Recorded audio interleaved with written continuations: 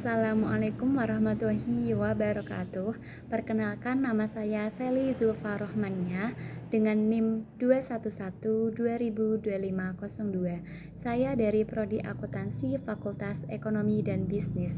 Dengan adanya video ini untuk memenuhi tugas akhir semester saya dengan mata kuliah Akuntansi Keuangan Lanjutan 1, Ibu dosen Ibu Siti Aliyah SE MSI. Yang pertama yaitu pengaruh jika induk memiliki lebih dari satu jenis saham anak perusahaan. Apa pengaruhnya?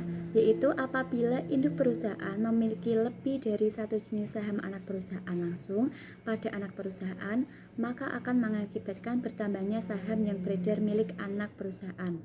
Pembelian secara langsung pada anak perusahaan bisa terdiri dari pembelian saham anak perusahaan yang belum beredar atau pembelian saham treasury atau treasury stock milik anak perusahaan. Induk perusahaan memiliki sebagian besar saham anak perusahaan dengan cara membeli saham yang beredar milik anak perusahaan. Apabila anak perusahaan memiliki saham lebih dari satu jenis, induk dapat membeli kedua saham tersebut. Hal ini akan memengaruhi perhitungan dalam hak kepemilikan jenis saham dalam neraca konsolidasi. Kedua jenis saham anak perusahaan biasanya terdiri dari saham utama atau preference stock dan saham biasa atau common stock. Saham utama memiliki saham hak prioritas dalam pembayaran dividen dan harus diperhitungkan terlebih dahulu sebelum memperhitungkan hak pemegang saham biasa. Yang kedua yaitu perilaku akuntansi pada penjualan barang dagang. Apabila penjualan barang dagang dilakukan oleh induk perusahaan dan penjualan tersebut dijual dengan harga berbeda pada harga pokoknya, maka dalam hal ini induk telah mengakui adanya laba atau rugi dalam penjualan barang dagang kepada anak perusahaan. Oleh karena itu, semua jumlah laba atau rugi yang diakui harus dihapuskan tanpa dipengaruhi oleh adanya besar kecilnya persentase kepemilikan saham anak perusahaan. Demikian pula, saldo rekening persediaan barang dagang pada neraca konsolidasi harus dilaporkan sebesar harga pokoknya. Berikut adalah contoh perilaku akuntansi barang dagang. PT Induk memiliki 100% saham yang berada pada PT Anak pada tanggal 28 Desember 1999. PT Induk menjual barang kepada PT Anak sebesar harga jualnya yaitu 12 juta, sedangkan harga pokoknya yaitu 8 juta. Maka berdasarkan transaksi tersebut di atas dapat dianalisis sebagai berikut. PT Induk mengakui adanya laba dari penjualan barang dagang kepada PT Anak sebesar 12 juta dikurangi 8 juta, maka labanya adalah 4 juta. Laba sebesar 4 juta ini harus dihapuskan, yaitu dengan mendebitkan rekening laba yang ditahan PT Induk sebesar 4 juta. PT Anak mencatat barang dagangnya yang dibeli PT Induk dalam neracanya sebesar 12 juta. Karena PT Anak dan PT Induk merupakan perusahaan yang berafiliasi, maka barang dagangan yang dibeli PT Induk harus tetap dicatat sebagaimana harga pokoknya semula. Akibatnya, rekening persediaan barang dagang PT Anak harus dikurangi dengan cara mengkreditkan rekening persediaan pada PT Anak sebesar 4 juta rupiah. Jurnal eliminasi yang harus dibuat oleh PT Induk saat disusun neraca konsolidasi baik dengan cara metode equity maupun metode cost adalah sebagai berikut.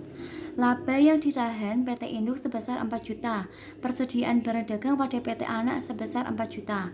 Apabila induk perusahaan memiliki saham anak perusahaan kurang dari 100%, misalnya yaitu 80%, maka jurnal eliminasi dalam rangka penyusunan neraca konsolidasi adalah sama seperti yang telah dibahas di atas. Yang ketiga, yaitu perilaku akuntansi pada penjualan aset tetap.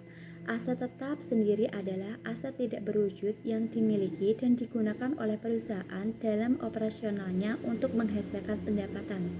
Aset tetap mengacu pada aset berwujud jangka panjang. Dalam hal ini perlu diperhatikan dalam akuntansi penjualan aset tetap yaitu ada 3. Yang pertama yaitu laba atau rugi yang telah diakui oleh perusahaan penjual harus dieliminasi. Yang kedua yaitu aktiva tetap pada perusahaan pembeli dicatat terlalu besar akibat depresiasi aktiva tetap pada pihak pembeli juga akan dicatat terlalu besar. Aktiva tetap dan depresiasi harus dinyatakan sebesar nilainya semula sehingga harus diadakan eliminasi. Yang ketiga, akibat adanya depresiasi yang terlalu besar pada catatan pihak pembeli, laba yang ditahan milik pihak pembeli akan dinyatakan terlalu kecil sehingga akan diadakan penyesuaian terhadap laba ditahan perusahaan pembeli. Berikut ini adalah contoh perilaku akuntansi aset tetap. PT Anam memiliki 100% saham yang beredar pada milik PT Aji. Pada tanggal 2 April 1999, PT Anam menjual aktivanya kepada PT Aji seharga pokoknya yaitu 7 juta.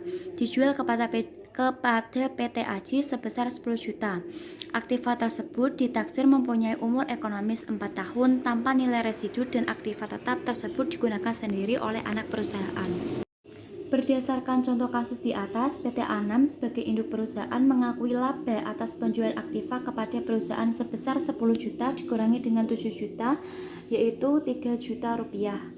Di samping itu, aktiva tetap pada PT Aji telah dicatat sebesar 10 juta, padahal nilai pokok aktiva tersebut adalah 7 juta. Akibatnya, laba yang ditahan PT Anam dan aktiva pada PT Aji harus dikurangi atau dieliminasi sebesar 3 juta. Jurnal eliminasi yang harus dibuat pada saat disusun neraca konsolidasi sesaat setelah pembelian aktiva tetap adalah laba ditahan PT Anam 3 juta, aktiva tetap PT Aji 3 juta. Apabila aktiva tetap tersebut telah dipakai oleh pembeli atau PT Aji dan berjalan sampai habis masa umur ekonomisnya, maka eliminasi terhadap laba yang ditahan PT Anam dan nilai aktiva tetap PT Aji harus dilaksanakan dengan perhitungan pola akumulasi penyusutan aktiva tetap tiap akhir tahunnya. Yang keempat adalah perilaku akuntansi pada penjualan obligasi. Obligasi sendiri adalah surat utang jangka menengah maupun jangka panjang yang dapat diperjualbelikan. Obligasi berisi janji dari pihak yang menerbitkan saham untuk membayar imbalan berupa bunga dan pada periode tertentu melunasi pokok utang pada akhir waktu yang telah ditentukan kepada pihak pembeli obligasi tersebut. Berikut adalah perilaku akuntansi pada penjualan obligasi. Contohnya, PT Anak memiliki sebesar saham 70% PT Induk yang diperoleh dengan nilai bukunya yaitu 5.600.000. Pada tanggal 31 Desember 2016, PT Anak memiliki modal saham 5 juta dan laba ditahan yaitu 3 juta. Pada tanggal 1 Januari 2018, PT Induk menerbitkan obligasi dengan nilai nomor yaitu 10 juta dan premi yang belum diamortisasi yaitu 100.000. Pembayaran bunga pada tanggal 1 Januari dan 1 Juli jatuh tempo pada 1 Januari 2023. Metode amortisasi premi adalah garis lurus. Pada tanggal yang sama, PT Anak membeli obligasi tersebut seharga 100 juta seharga 950-an dari pialang investasi. Perhitungan atas transaksi ini yaitu nilai buku obligasi sebesar 1.010.000 yaitu didapat dari 10% dikalikan 10 juta ditambah 100.000. Harga belinya yaitu 950, keuntungan konstruktifnya yaitu 60.000. Jurnal PT Anak pada saat pembelian obligasi. Investasi obligasi pada PT Induk yaitu sebesar 950.000 dan kas 950.000. Yang ketiga yaitu jurnal untuk menghapus obligasi yang ditarik pada pasar karena sudah dibeli oleh PT Anak dan kewajiban obligasi antara perusahaan, yaitu utang obligasi sebesar nilai buku yaitu dari transaksi di atas sebesar 1.010.000. Investasi dalam obligasi PT Induk sebesar 950.000, keuntungan atas penarikan obligasi yaitu 60.000. Yang kelima yaitu perlakuan akuntansi pemilikan tidak langsung hubungan induk, anak, dan cucu metode equity maupun perolehan atau cost. Yang pertama yaitu hak kontrol yang diperoleh dengan pemilikan tidak secara langsung dibagi menjadi 3. Yang pertama, pemilikan saham-saham perusahaan anak terjadi sesudah adanya hak kontrol oleh perusahaan induk pada perusahaan subinduk. Pemilik saham-saham perusahaan anak terjadi sebelum adanya kontrol oleh perusahaan induk pada perusahaan subinduk. hak kontrol yang diperoleh dengan adanya hubungan afiliasi di antara perusahaan-perusahaan anak. Yang kedua yaitu mutual atau reciprocal holding, dengan pemilikan saham perusahaan anak terjadi setelah perusahaan berjalan, yaitu pemilikan tidak langsung. Pemilikan saham-saham perusahaan anak terjadi sesudah adanya kontrol perusahaan induk atas perusahaan subinduk. Metode perolehan dan equity. Pada metode harga perolehan, pengaruh perubahan hak para pemegang saham dan perusahaan anak dan subinduk terhadap hak pemilikan perusahaan induk sama sekali tidak ada. Pada metode ini, segala sesuatu yang berhubungan dengan pemilikan saham oleh perusahaan induk terhadap saham perusahaan subinduk dan pemilikan saham oleh perusahaan subinduk terhadap saham perusahaan anak dibukukan sama seperti halnya pada hubungan antara perusahaan induk dengan perusahaan anaknya yang telah dikemukakan terlebih dahulu. Selama hak kontrol terhadap perusahaan anak diperoleh sesudahnya adalah hak kontrol oleh perusahaan induk terhadap perusahaan subinduk, maka tidak ada masalah khusus pada metode equity. Oleh karena itu, hak kontrol pada PT OPA terhadap PT ANA diperoleh dari pemilikan tidak langsung, maka pembagian dividen oleh PT ANA tidak memengaruhi jumlah pemilikan PT OPA terhadap PT ANA, yaitu nanti akan digambarkan sebagai contoh soal dari metode perolehan dan metode equity. Pada metode equity, pengaruh dari hak kontrol yang diperoleh dengan pemilikan secara tidak langsung tersebut hanyalah dalam penggunaan perlakuan terhadap bagian atas laba perusahaan anak. Oleh karena itu, pada metode equity, perubahan-perubahan yang terjadi pada hak pemegang saham perusahaan anak selalu diikuti atau diitisarkan dalam rekening investasi sahamnya.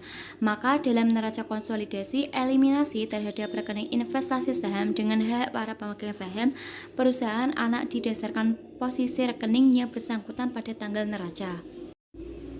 Berikut ini adalah contoh perlakuan akuntansi pemilikan tidak langsung yang sudah dijelaskan dalam deskripsi sebelumnya dalam metode equity atau metode perolehan, yaitu PT OPA membeli 400 lembar saham PT PAPA dengan harga 75.000 per lembar pada tanggal 1 Januari 1976. 1 tahun kemudian, tepatnya pada tanggal 1 Januari 1977, PT PAPA membeli 450 lembar saham PT ANA dengan harga 70.000. Baik PT OPA, PT PAPA maupun PT ANA masing-masing mempunyai modal saham yang beredar sebanyak 500 lembar dengan nominal 50.000 per lembar. Berikut ini data mengenai saldo laba yang ditahan pada tanggal 31 Desember 1975, laba atau rugi usaha, serta dividen yang dibagikan dalam 2 tahun berturut-turut untuk masing-masing perusahaan. Dalam tabel tersebut berisi tentang laba ditahan, laba rugi perusahaan, pembagian dividen, dan laba rugi perusahaan PT OPA, PT PAPA, dan PT ANA.